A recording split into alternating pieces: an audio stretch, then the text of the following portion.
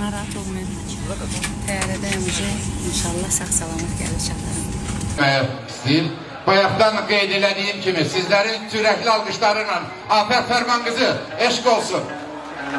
Öz şərəfli ömrünün çox hissəsini, 25 ildən çoxunu Azərbaycan musiqisinə, muğamlara, şənliklərə həsr eləyən, Azərbaycan musiqisini həll eləyən Afət Fərman qızı. Bir daha sizlərin alqışlarıyla.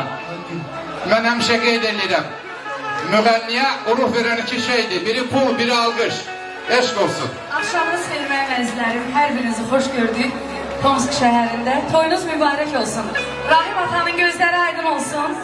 Əmləri, bəyimizin əmləri, Hakim bəy, Elşən bəy, gözünüz aydın olsun və çox üzr istəyirəm, belə yol libasında qarşınızdayım. Bir mahnı oxuyum, sonra huzurunuza bir müğənni vidində gələrəm. Müğənni xanımımızı da salamlayıram, ansamblımızı. Vidadi bəy, var olasınız. Buyurun, buyurun. Hadiyə segah edin, tez. Eşq olsun sizə, bir alqış gəlsin, nə olar ki? Əlçələr əllərimiz var olsun.